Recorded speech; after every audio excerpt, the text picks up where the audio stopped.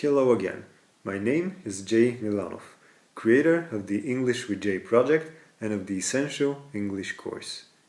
And you're listening to episode 10 of my weekly Essential English podcast. Today, I want us to talk about getting older. Okay, I'll talk and you listen. That's the idea of a podcast after all. Getting older is the process in which wrinkles appear on your face and you get depressed that you haven't achieved what you planned 10 years ago. But don't worry, it happens to all of us. No one is immune to those thoughts. Maybe just children and teenagers, because they don't think all that much. Yesterday, I read a really good article on getting older and I want to share it with you. It was written by Tim Urban, one of my favorite writers and the creator of Wait But Why. Wait But Why is Tim's blog in which he talks about everything he finds interesting. Which is pretty much everything, from aliens to artificial intelligence to Elon Musk. But the way he talks about those topics is amazing. To me, Tim has one of the best senses of humor in the world. If he was a stand-up comedian, he would be famous worldwide. The article that I read was written on January 1st, 2020. It was so funny that I was laughing out loud in my room. My neighbors must have thought I'm going crazy. It was titled, "It's 2020 and you're in the future." By using that title, Tim Urban makes fun of ourselves. Because most of the science fiction movies that Hollywood made in the 20th century were taking place in the distant future of the 2020s. Which doesn't seem so distant now, does it? Because if the 20s is the future, we live in it now. A period of 10 years in English is called a decade. The word comes from Latin, and although we use another word in Bulgarian, we also have our own version of decade. It's called dekada. It's a synonym for десетилетие.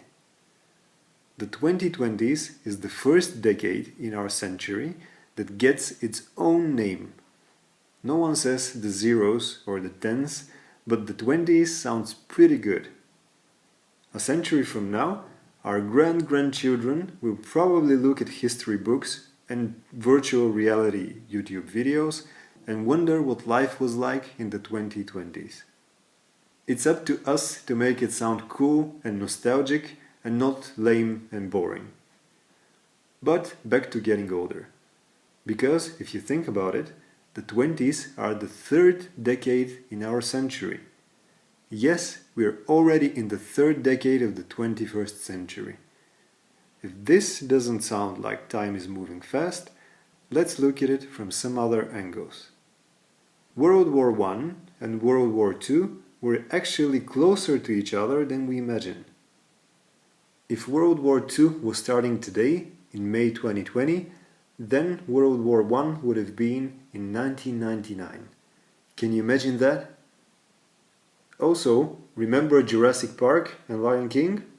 They were actually closer to the moon landing in 1969 than they are to May 2020.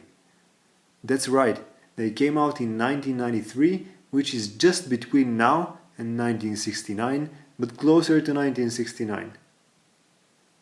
And remember when the new millennium began? A millennium is a period of 1000 years, just to make sure you understand the word. So remember New Year's in 1999, when everyone thought that computers would stop working? Well, that was closer to the 1970s than it is to today. December 31st, 1979 was exactly 20 years earlier, while May 2020 is more than 20 years later than that.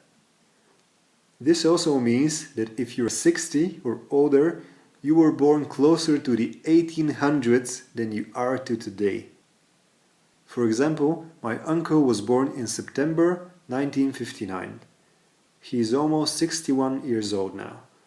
And if you think about it, December 31st, 1899 was less than 60 years earlier than his birth.